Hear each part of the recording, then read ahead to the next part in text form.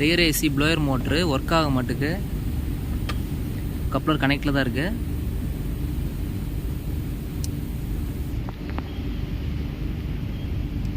First speed, second speed, third speed. Motor work ஆகலை. Ignition ஆனில் தான் இருக்குது. ஆனால் இப்போது இந்த வேறு மோட்ரு வச்சுருக்கேன். இதில் போட்டு செக் பண்ணால் மோட்ரு ஒர்க் ஆகுது.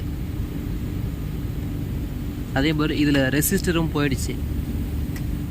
தேர்டு ஸ்பீடு மட்டும்தான் ஒர்க் ஆகுது. ஃபஸ்ட்டு 2 ஸ்பீடு ஒர்க் ஆக மாட்டேங்குது. கை கீழே பிடிச்சிங்க. ஃபஸ்ட்டு ஸ்பீடு ஃபஸ்ட்டு ஒர்க் ஆகலை. செகண்ட் ஸ்பீடு செகண்டும் ஒர்க் ஆகலை. தேர்டு ஸ்பீடு நான் இக்னிஷன் ஆஃப் ஆகிடுச்சு. ஒரு நிமிஷம் இருங்க. இக்னிஷன் ஆஃப் ஆகிடுச்சு. தேர்டு ஸ்பீடு மட்டும்தான் வந்து ஃபேன் ஒர்க் ஆகுது. செகண்டும் ஒர்க் ஆகலை, ஃபஸ்ட்டும் ஒர்க் ஆகலை. செகண்டு தேர்டு மட்டும்தான் ஓடுது. ரெசிஸ்டர் போயிடுச்சு.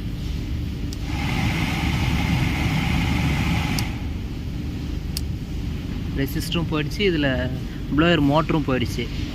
இதில் 3 ஸ்பீடுமே ஒர்க் ஆகலை. வேறு மோட்டர் போட்டால் தேர்டு ஸ்பீடு மட்டும் ஒர்க் ஆகுது. ரெசிஸ்டரும் போயிடுச்சு. ப்ளோயர் ஜாம் ஆகிடுச்சு.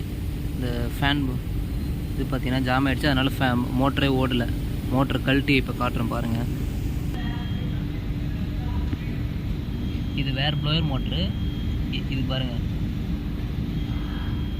ப்ளோயர் ஃபேன் வந்து நல்லா ஃப்ரீயாக சுற்றுது.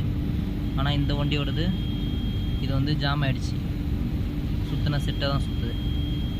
ஆனால் இது வந்து தூக்கி சுற்றோம்னா மோட்டர் தனியாக இது தனியாக சுற்றும். இது வந்துட்டு ஜாம் ஆகிடுச்சு. தண்ணி ஏறனால ஃபுல்லாக ஜாம் ஆகி நின்றுச்சு.